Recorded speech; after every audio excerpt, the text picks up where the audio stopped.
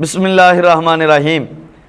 آج جس ہستی کا ہم نے ذکر کرنا ہے وہ سید حضرت علی حجویری رحمۃ اللہ تعالیٰ علیہ ہیں، جن کا عرص پاک ابھی لاہور میں شروع ہو چکا ہے۔ آپ 400 ہجری میں غزنی میں پیدا ہوئے اور جس خاندان میں آپ کی ولادت ہوئی وہ خاندان کوئی عام خاندان نہیں، وہ نبی کریم صلی اللہ علیہ وسلم کا خاندان ہے۔ آپ حضرت علی حجویری کا شجرہ نسب دیکھیے۔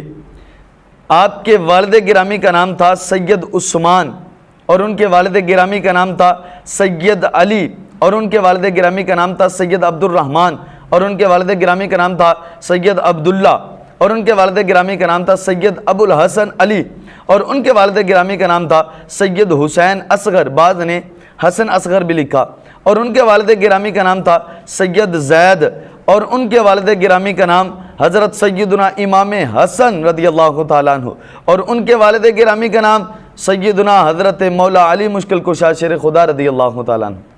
تو حضرت علی المرتضیٰ کی اولاد میں سے ہیں حضرت علی حجویری۔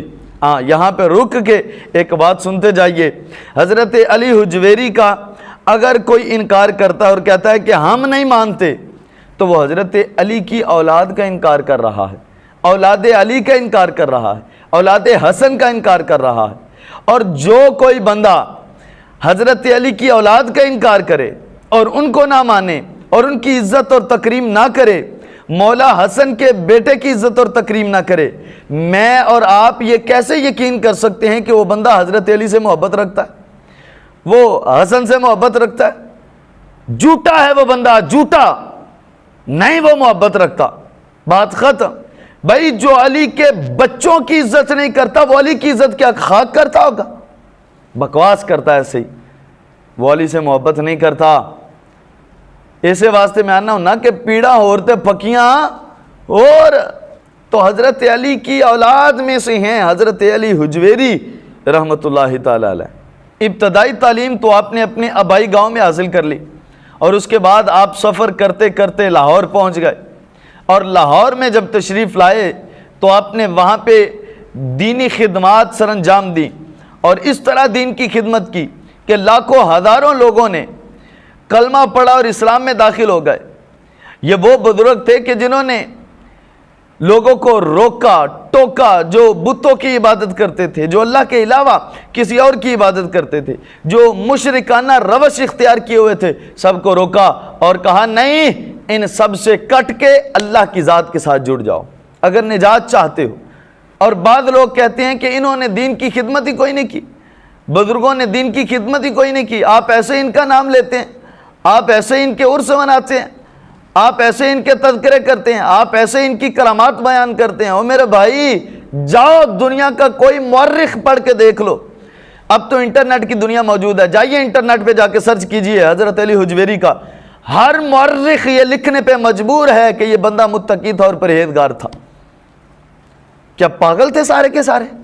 ایک وہ منگولوں کا چھوکرا کہتا ہے کہ اولیاء نے دین کی خدمت کوئی نہیں کی، آپ ایسے ہی ان کا نام لیتے ہیں، آپ جو ہے وہ ایسے ہی ان کے وسیلے دیتے ہیں، آپ ایسے ہی ان کے تذکرے کرتے ہیں اور کہتے ہیں کہ اولیاء اللہ نے دین کی بڑی خدمت کی۔ بھائی ہاں، یہ صرف ہم نہیں کہتے، ہر مورخ کہتا ہے، ہر مورخ کہتا ہے کہ انہوں نے دین کی خدمت کی ہے، اور لوگوں کو بتایا کہ اس ایک اللہ کی عبادت کرنی ہے، اس کے ساتھ کسی کو شریک نہیں ٹھہرانا، اگر نجات چاہتے ہو تو نجات کا رستہ اللہ اور اللہ کے رسول کا رستہ ہے، یہی وہ درس دیتے رہے۔ اور اس طرح تبلیغ کی کہ ڈاکٹر علامہ اقبال رحمۃ اللہ تعالی علیہ آپ یہ لکھنے پہ مجبور ہوئے اور کہنے لگے کہ عہد فاروق از جمالش تازہ شد، حق ز حرف او بلند آوازہ شد۔ حضرت علامہ اقبال کہتے ہیں کہ حضرت علی حجویری نے جو خدمات کی ہیں، جو اسلام کا علم بلند کیا ہے، اس طرح کیا اور اس طرح خدمت کی کہ ہمیں حضرت عمر فاروق رضی اللہ تعالیٰ عنہ کا دور خلافت یاد کروا دیا، اور آپ کی آواز حق بن کے بلند ہوئی اور سچ بن کے بلند ہوئی، اور آپ کہتے ہیں انہوں نے دین کی خدمت کوئی نہیں کی۔ اور آگے کہتے ہیں، آپ کہتے ہیں کہ پاسبان عزت ام الکتاب از نگاہش خانہ باطل خراب۔ آپ کہتے ہیں کہ حضرت علی حجویری نے قرآن پاک کا تحفظ کیا اور اس کا اہتمام کیا، اس کا انتظام کیا، قرآن کی عزت اور تکریم کی، اور لوگوں کو بتایا کہ قرآن کی عزت اور تکریم کیا ہے، کیا ہے۔ اور آپ کہتے ہیں کہ آپ کی نگاہ نے یہ کمال کیا کہ وہ لوگ کہ جو بتوں کی عبادت کرتے تھے اور بت خانے جو آباد تھے، آپ کی نگاہ کا یہ کمال تھا اور آپ کی تبلیغ کا یہ کمال تھا کہ وہ بت خانے سارے کے سارے ویران ہو گئے، لوگوں کا تعلق اللہ کی ذات کے ساتھ جڑ گیا۔ اور آپ کہتے ہیں انہوں نے دینی خدمت کوئی نہیں کی۔ او منگول ہن بول، یہ ہے دینی خدمات اولیاء اللہ کی، یہ ہے دینی خدمات۔ ایسے نہیں لاکھوں لوگ حضرت علی حجویری کے مزار پہ حاضر ہوتے ہیں، اور یہی تو ہے جو اللہ یاد کرتا ہے، چونکہ ان لوگوں نے اللہ کو یاد کیا، اور اللہ کہتا ہے فَاذْكُرُونِي أَذْكُرْكُمْ، تم مجھے یاد کرو میں تمہیں یاد کروں گا۔ وہ تو یاد کر کے چلے گئے، لیکن اب یہ جو مجمع لگا ہوا ہے، جو لوگ جاتے گئے دعا کرتے ہیں ان کے توسل سے، تو وہ اللہ کا یاد کرنا ہے۔ اب ایک گزارش میں اپنے لوگوں سے بھی کروں گا کہ خدا را، یہ میرے ہاتھ بندھے ہوئے دیکھو، خدا را اولیاء اللہ کے مزارات پہ جا کے شریعت کے خلاف کوئی عمل نہ کیا کرو، کوئی عمل نہ کیا کرو، وگرنہ کل قیامت کے روز پچھتانا پڑے گا، جواب دینا پڑے گا وہاں پہ۔ کیوں بھائی شریعت کے خلاف عمل کرتے رہے؟ کیا اللہ اور اللہ کے رسول نے تمہیں شریعت کے خلاف عمل کرنے سے روکا نہ تھا؟ تم کیوں نہ باز آئے؟